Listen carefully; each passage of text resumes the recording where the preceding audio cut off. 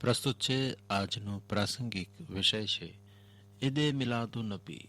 સંપાદન અને પઠન આરતી ભટ્ટ. વિશ્વ શાંતિના પ્રણેતા એવા ઇસ્લામના અંતિમ અને મહાન પૈગંબર હજરત મુહમ્મદ સલ્લલ્લાહુ અલૈહિ વસલ્લમના જન્મદિવસના શુભ અવસરે આજે ઈદે મુલાહુનબીની ઉજવણી ઉમંગ અને ઉત્સાહભેર શાનદાર રીતે કરાશે. સમગ્ર સૃષ્ટિ માટે રહેમત બનીને આવેલા પૈગંબર સાહેબનો ઇસ્લામી માસ રબીઉલ અવ્વલની 12મી તારીખે અને અંગ્રેજી તારીખ 20 એપ્રિલ ઈસવીસન 571ના રોજ થયો હતો.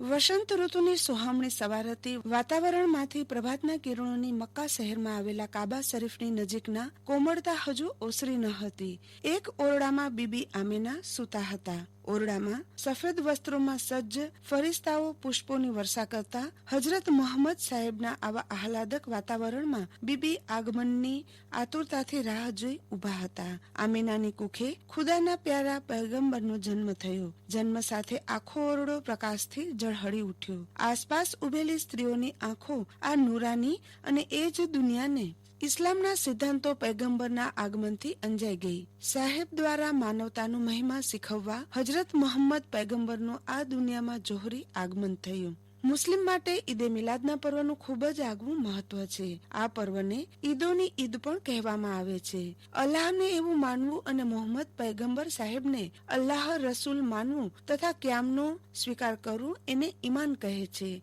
ઈમાન એ દરેક મુસ્લિમ માટે બહુમૂલ્ય વસ્તુ છે. પૈગંબર સાહેબે તૌહીદ એટલે કે એકેશ્વરવાદની શીખ આપી. આ ઈમાન જેવી અમૂલ્ય વસ્તુ મોહમ્મદ પૈગંબર સાહેબના કારણે મળી હોવાથી દરેક મુસ્લિમ પૈગંબર સાહેબના જન્મદિવસની ખુશી મનાવે તે સમજી શકાય એવી બાબત છે. આ દિવસે લોકો અલ્લાહનો આભાર માને છે કે તેણે અમને આવા પૈગંબર આપ્યા જેમની ચર્ચા તેમના જન્મ પહેલાથી જ સમગ્ર બ્રહ્માંડમાં થતી હતી. આજના દિવસે દુનિયાભરમાં જુલુસો નીકળે જેને જુલુસે મોહમ્મદ કહેવામાં આવે છે. પ્રેમ, એકતા, ભાઈચારાના સંદેશો આપતા આ જુલુસની તૈયારીઓ લોકો બહુ પહેલાથી કરે છે. મુસ્લિમ બિરાદરો પોતાના કામ ધંધા બંધ રાખી પોતાના વાહનો શણગારી જુલુસમાં જોડાય છે અને આ જુલુસોમાં નાત શરીફ પઢવામાં આવે છે. લોકો દુરુક શરફ પણ પઢે છે. પૈગંબર સાહેબના ઝંડાને અમન એટલે કે શાંતિના ઝંડા તરીકે ઓળખવામાં આવે છે.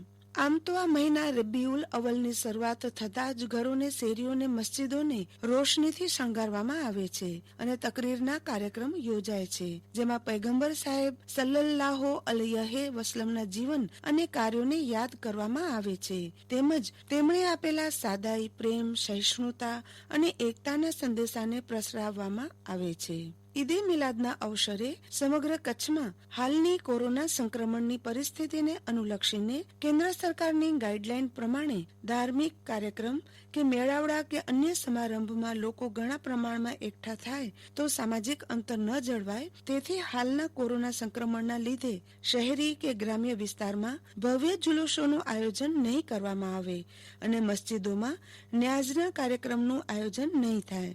મુસ્લિમ બિરાદરોએ ઘરે રહીને નમાઝ પઢવા સહિતની ધાર્મિક ક્રિયાઓ કરવી જેથી કોરોનાનું સંક્રમણ ન ફેલાય. ઉચ્ચતમ કક્ષાના માનવ મૂલ્યોનું અદ્ભુત જતન કરનારા મોહમ્મદ સાહેબનું તેમના જન્મદિવસ નિમિત્તે આપણે સૌ જીવન માનવ ઇતિહાસમાં એક મિસાલ છે. તેમના આદર્શ જીવનમાંથી આપણા જીવન અને સમાજમાં અપનાવીશું તો સમાજ અને જીવનમાં વ્યાપેલી વિષમતાઓને અવશ્ય નિવારી શકીશું.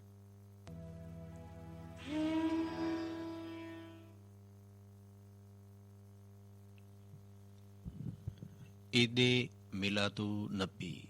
હમણાં જ આપે આજનું પ્રાસંગિક સાંભળ્યું.